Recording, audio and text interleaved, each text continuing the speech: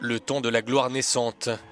En 2011, l'ex-guerriera résistante protégée de Lula da Silva est portée au pouvoir par son mentor, forcé de quitter la scène après 2 mandats et alors qu'il jouit d'une popularité inébranlée. À tel point qu'il est envisagé qu'il revienne au pouvoir après la présidence de Rousseff, laquelle concentre alors tous les espoirs du Parti des travailleurs et des sympathisants de gauche.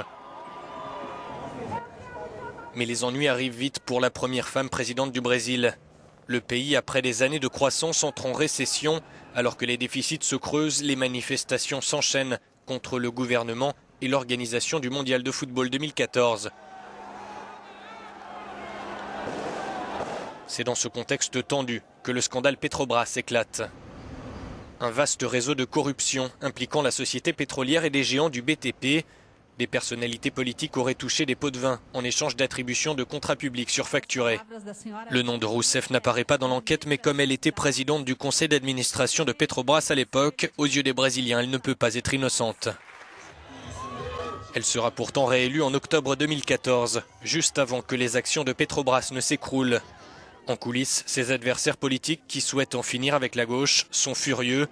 Fin 2015, le président de la Chambre des députés lance une procédure de destitution. Le motif, pédalage budgétaire, en d'autres termes maquillage des comptes publics. Une pratique employée par ses prédécesseurs consistant à camoufler l'ampleur du déficit public en empruntant à des banques. Alors que le Brésil s'enfonce dans la crise, la pilule passe mal. Et celle-là sera encore plus difficile à avaler, alors que le nom de l'ancien président Lula est cité dans l'affaire Petrobras, qu'il est interrogé par la police et perquisitionné. Dilma Rousseff le rappelle au gouvernement, au poste de chef de cabinet, afin qu'il échappe aux poursuites. Une fois de plus, les Brésiliens furieux descendent dans la rue. Le coup de grâce sera porté par les anciens alliés de la coalition, les membres du PMDB. Un parti centriste dirigé par le vice-président Michel Temer. Les ministres démissionnent en mars pour, disent-ils, sauver leur réputation. Le 17 avril, les députés votent la destitution de Dilma Rousseff, première étape d'un processus qui s'est achevé aujourd'hui.